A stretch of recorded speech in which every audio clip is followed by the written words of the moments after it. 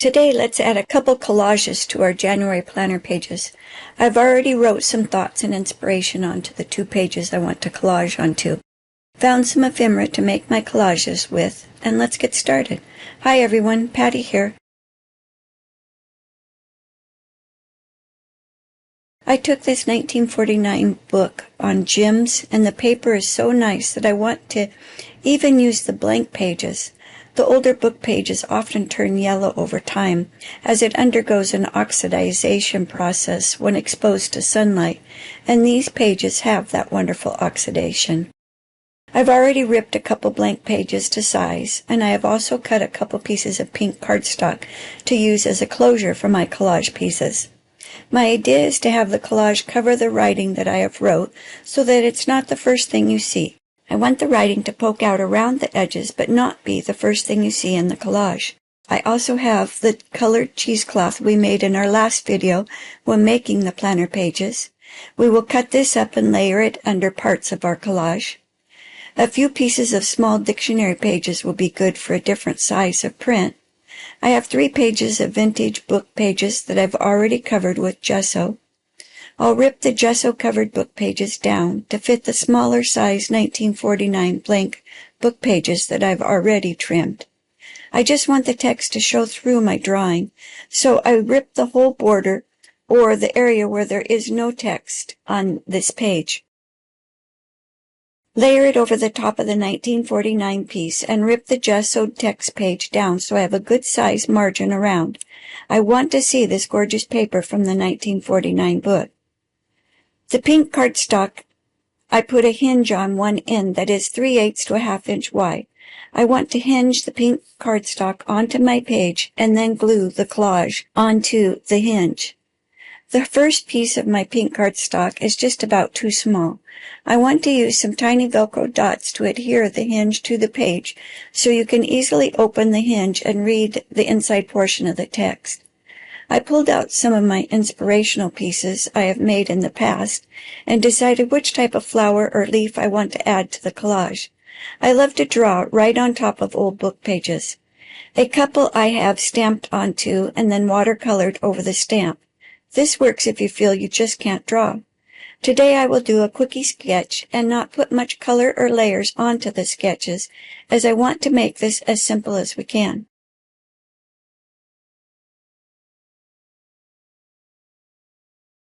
I start off by inking my edges of the ripped book pages and the pink cardstock hinge.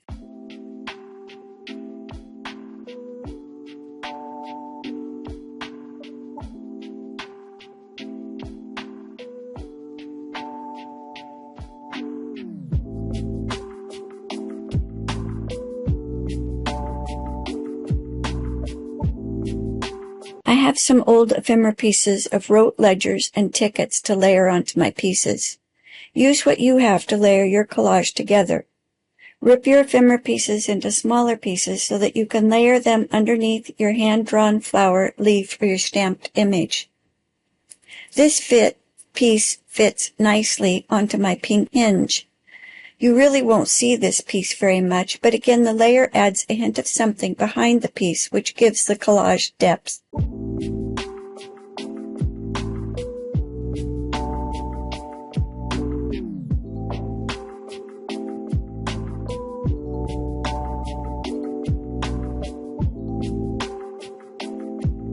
Glue the hinge onto the planner page and line up the edge so it doesn't cover up the text. This is almost in the middle of my page, maybe a little more to the top of the page than centered, but awful close to center.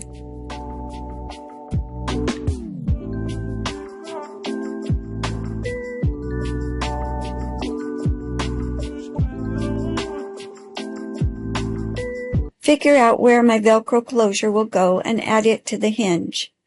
Cut off one Velcro dot and glue it to the hinge and let the back piece go directly to the planner page so it will lay in place. The Velcro already has sticky parts on both sides of it, so it will stick by itself.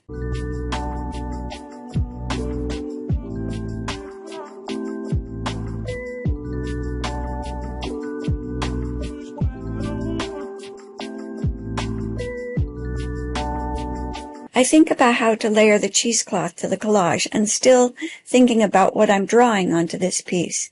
If I layer the cheesecloth under the gessoed book page, I won't be able to have the drawing go off the first page onto the second page, and I do want it to go right off the page, giving the piece more dimension.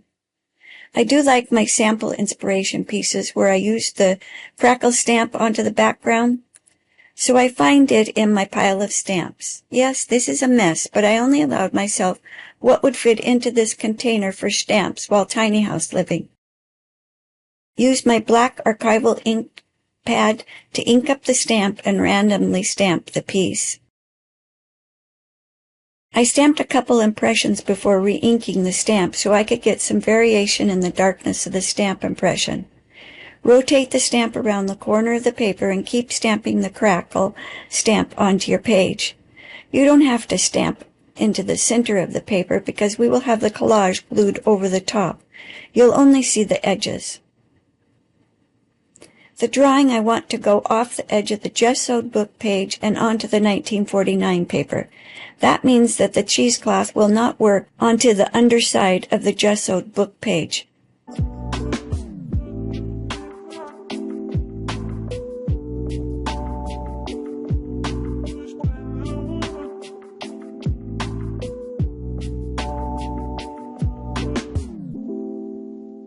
I should glue this down, or when I try to line up my flower pieces that I have drawn onto the 1949 paper, they might not line up, but I don't do that for a bit and then think that I should before I try to finish my drawing. Like I said, this is a quickie sketch, and I just have lines and dots, nothing fancy, but it is my own art and my own creation.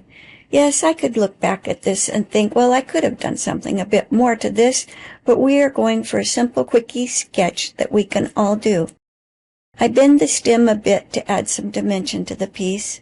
Tilt the circles so it looks like the flower is leaning and not just a stiff, upright seed head flower. Some dots are filled in black circles. Some are open circles, changing the size to each circle. I add, it makes it look more like a seed pod full of seeds to me.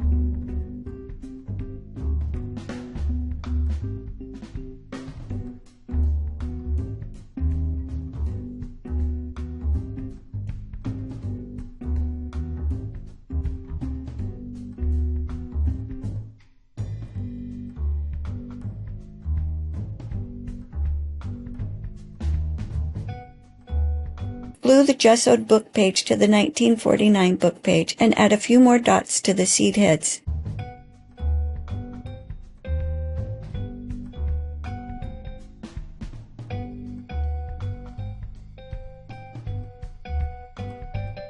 Take your time and add your dots to the page and extend them onto the 1949 book page so it looks like they come off the page.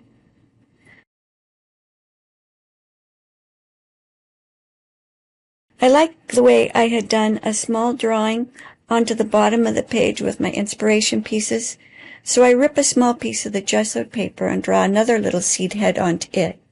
Didn't measure, just layered it onto my piece to see how small of a piece I should rip for a small drawing on the bottom right corner of the piece.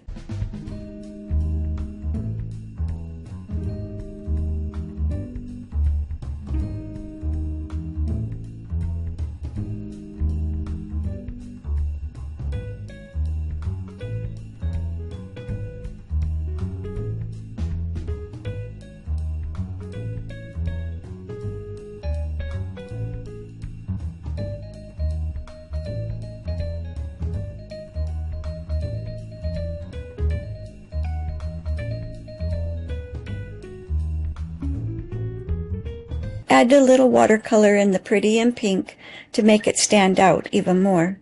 Just dabbed a bit of color onto the seed heads, not trying to paint each tiny circle, just to give this piece a little color will make it stand out more on the page and give the page a focal point. Layered this with the cheesecloth and backed it with some of the pink cardstock. Again, this will make this be our focal point, and your eye will go to the tiny drawing first before going up to the rest of the collage piece.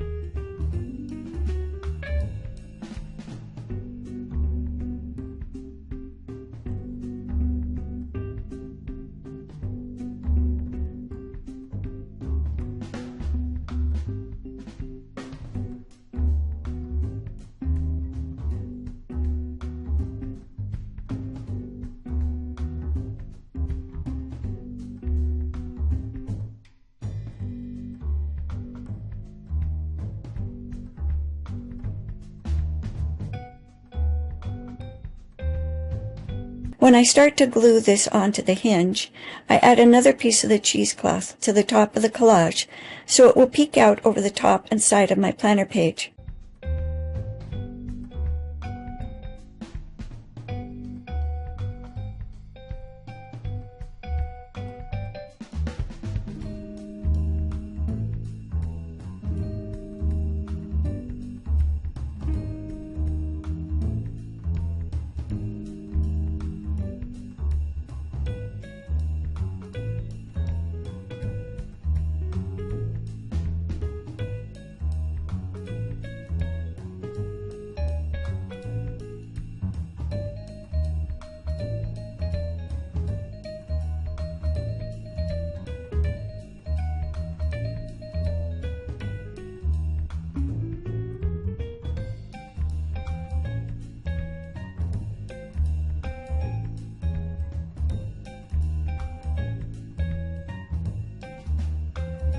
I may have gotten too much glue onto this top piece, so I add a piece of wax paper to the back while it dries, just so it won't stick to my planner page. Glue this all down.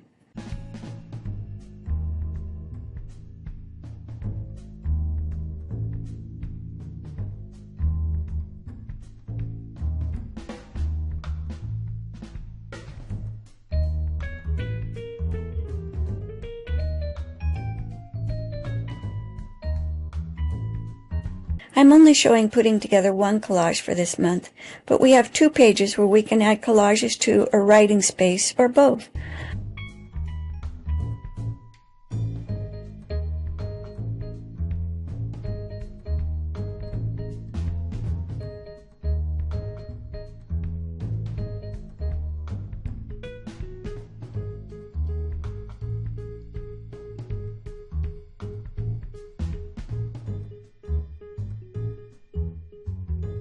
a little flip through of this month and how it is all coming together. The hinge works great. I have text going sideways on this page and down from top to bottom. A little bit of both. I would have liked to see a little more of the text showing through my collage, but my collage got a little big. But this is where we can improve on next month. The second collage has the hinge open from the left side versus the right side. And on this page I wrote my thoughts and inspiration in a circle, or should I say a rectangle, around the page. Layered the collage so that when you open it, it also becomes a piece with stamping and layers of ephemera that covers the part of the weekly that is not filled in. We could do a collage right on top of that area, but this month we have a hinge collage that has interest on both sides. I hope you have a great day and keep playing in your planner or your journal. Let's not leave a blank page this year. Bye now.